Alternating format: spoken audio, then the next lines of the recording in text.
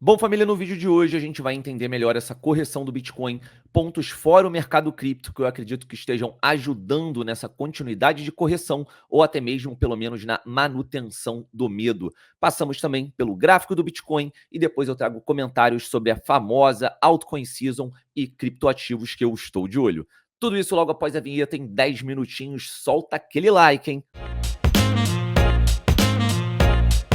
Seja muito bem-vindo, oficialmente você está na Liga Cripto, é um prazer sempre trocar essa ideia com vocês e se você não é inscrito, já se inscreva logo de início, o like eu acredito que você já deu. E se você está se perguntando que tela é essa inicial, essa é a tela, esse é o link na verdade de todos os nossos benefícios aqui da Liga Cripto que ficam na descrição sempre dos nossos vídeos. Então no final do vídeo não deixa de dar uma conferida, até porque a gente tem aqui o link da Bybit, que é a nossa plataforma parceira para trade, e se você tiver a conta cadastrada lá com o nosso link, você fica elegível a airdrops semanais que nós estamos realizando, além de, obviamente, ter a melhor plataforma de trade ao seu lado. Sem mais delongas, vamos direto para o conteúdo. Primeiro ponto, família, os fluxos de ETF ontem foram extremamente negativos, como traz aqui a Baleia Panda. Tivemos 563,7 milhões em saída. GBTC, mantendo, né, o seu fluxo de saída, teve 167 milhões aproximadamente, mas aí você tem a Fidelity com menos 191, a ARK menos 98 e a BlackRock teve o seu primeiro dia negativo por volta aí de 37 milhões de outflow. Eu vou trazer ainda mais um ponto negativo, que foi a reunião do FOMC ontem, né? O Rodrigo abordou, inclusive, na live de ontem, na parte de fundamentos, né? Falando de macro, a partir de 2 horas, se você quiser ter uma cobertura completa, aqui eu vou dar um breve resumo ali do sentimento. Mas desse post a gente ainda tem algo positivo, que é a Tether anunciando 4 bilhões em lucro no primeiro trimestre, dos quais 1 bilhão foi lucro líquido, e eles pegaram parte desse lucro, né, 15%, e compraram 150 milhões em Bitcoin. Não só eles, como Michael Saylor também segue comprando Bitcoin. Já preparando o terreno para o próximo tweet, o FOMC foi um pouco mais positivo do que o esperado, o preço inicialmente reagiu bem, mas depois retrocedeu totalmente. Então vamos entender o que aconteceu no meio dessa fala. O Rodrigo cobriu, né, esse movimento como um todo, a maior parte das falas na live de ontem. Resumidamente, a gente não tem a previsão ali de aumento de juros, mas ele não conseguiu, né, Jeremy Powell, dar uma certeza. Na sua fala, a gente tinha ainda muitas brechas, digamos assim, para um possível aumento, o que, de certa forma, traz uma insegurança para os investidores tradicionais. Imagina os criptos. Então, aqui no Sentiment Feed, a gente também tem um outro tipo de análise, né, do quão representativo são esses posicionamentos do Fed e como o mercado cripto, que é meu foco aqui, ainda se relaciona, né, corresponde e reage bastante a esses pronunciamentos. Enquanto a gente mantém distante essa possibilidade de corte de taxas, o Rodrigo também trouxe um estudo no gráfico semanal em relação com eleições americanas e podemos dizer que já era relativamente previsto que a gente tivesse uma desaceleração dessa euforia, porque historicamente no Q2 americano, em anos de eleições presidenciais, a gente tem ali uma calmaria e é normal, né, dentro desse estudo, ou pelo menos em termos de probabilidades, a gente ter um reaquecimento para o final do ano com a proximidade dessas eleições. A grande verdade é que, falando aqui do mercado cripto, como eu disse na live passada, foram 7 meses de velas verdes, tá? Não foram dias nem semanas, foram 7 meses de fechamento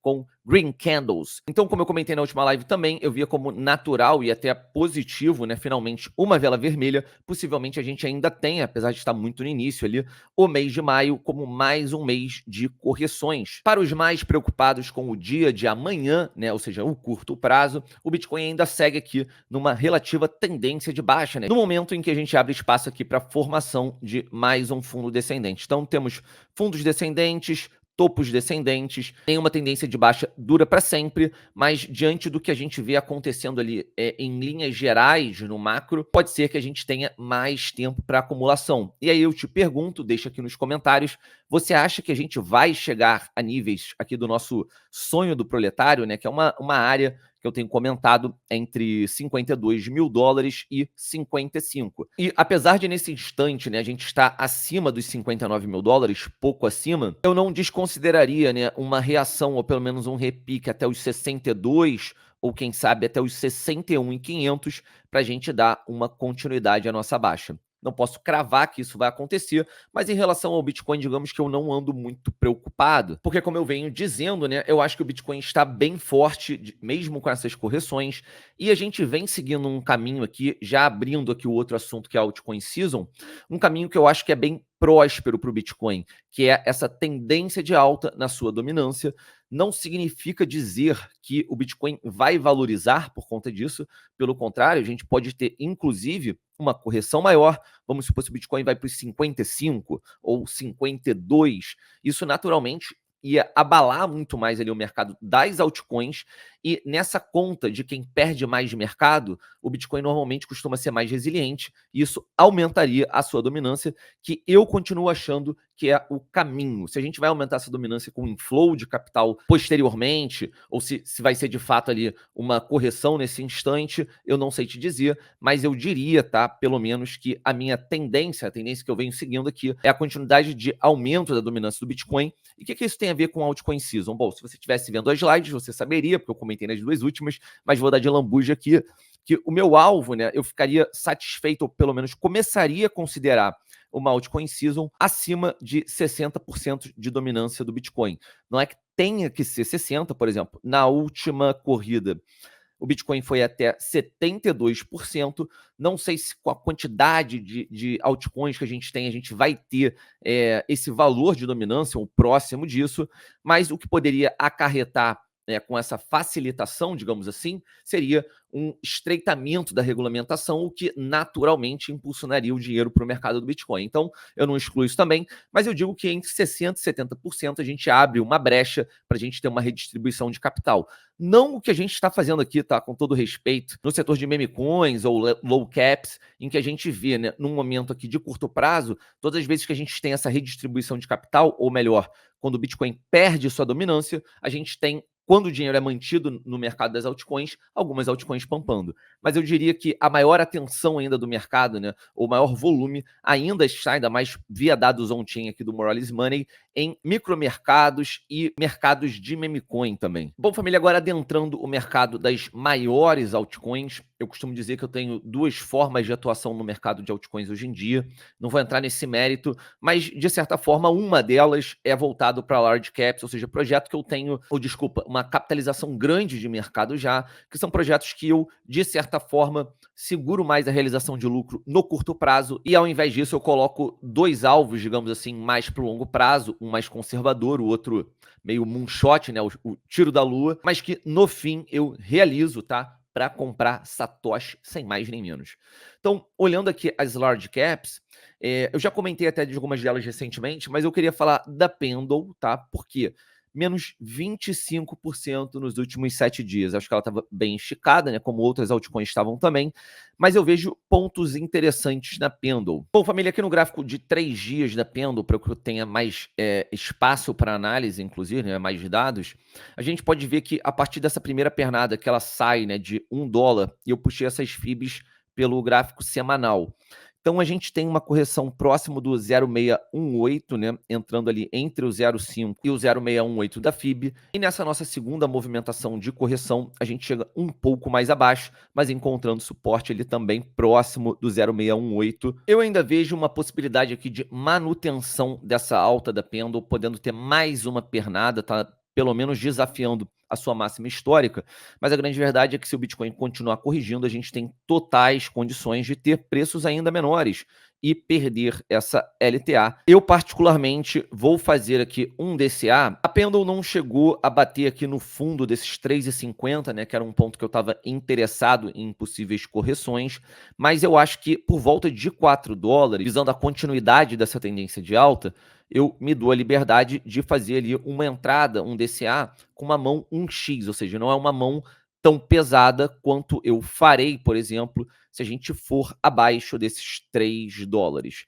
que é um ponto, inclusive, que a gente tem aqui, né, um suporte prévio em 2,30. E a grande verdade também é que a Pendle ainda não teve ali na sua curta vida no mercado, uma experiência de consolidação, eu diria, em preços acima do que ela tinha anteriormente, tá? Então a gente teve até aqui mais interações abaixo de $1, tem uma pernada de valorização, pouco tempo depois a gente consolida menos, mas por volta dessa faixa de $1, $1,20, mais uma pernada. Aqui a gente consegue ver também mais uma espécie de consolidação, mais uma pernada, e aqui onde a gente deveria manter o preço, né, consolidando para quem sabe dar a continuidade de alta, a gente já perdeu o ponto de suporte, e eu acredito que não é nada absurdo se a gente visitar essa faixa de $3, tá? Que é onde eu repito, eu entraria com um DCA um pouco mais pesado na Pendle, visando momentos mais prósperos da nossa bull run, ou até a altcoin season, que é melhor ali para as altcoins. Mas a Pendle também está listada aí no top 10 de TVL da rede do Ethereum, e o que eu acho bacana é que você tem aqui a Lido, Liquid Staking, é outro mercado, né? A gente tem a Eigenlayer, também outro mercado. Acho que como concorrente, de certa forma, mexendo com yield também, você tem a Aave, a Uniswap eventualmente tem serviços também, ou pelo menos, como eu disse, né, com a Gearbox, você consegue fazer alavancagem na Uniswap. Enfim, apesar de não ser ali um concorrente direto, né, a gente, mal bem, está mexendo com operações do mercado, e a Uniswap é presente em 17 chains. Mas a Pendle, né, desses nomes que eu citei, também é um criptoativo, né, que está presente em mais de uma chain, ou seja, está presente em 6 chains, o que no fim acaba fazendo o projeto ser possivelmente mais usado, mais conhecido. E o que me chama a atenção também é que, apesar deles não terem altas fees comparados com quem está ali nas primeiras posições, eles têm uma receita relativamente alta se a gente comparar, por exemplo, com a Aave, que está no terceiro colocado. Então eu vejo aí a Pendle com bons números. Não me interesso em ser VC, representante, sócio do CEO ou qualquer algo do gênero, mas vejo ali uma possibilidade de cascalhos esses que eu também estou de olho para retirar no momento futuro, tá? Aqui da Solana. E a Solana vem também num movimento de correção forte. Mais uma vez, a Solana ela tem mais dados históricos, né, em termos de consolidação por volta de $200. Mas como eu disse, né, quando o Bitcoin ele perde ali suportes psicológicos importantes, não tem como o mercado das altcoins não sentir, tá?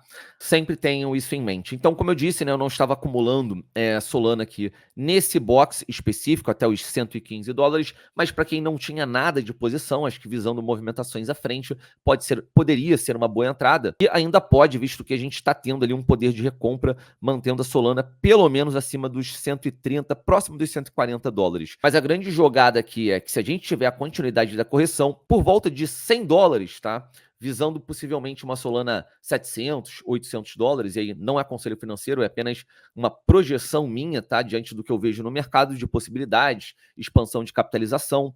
Então, Solana a $100, eu já veria com bons olhos, tá? Uma possibilidade de aumentar as minhas posições aqui. Por que não? Ainda não estou aumentando, mas sigo bem atento a esse gráfico da Solana, e trago também uma notícia bullish para ela, do Marty Party, que traz aqui no seu Twitter.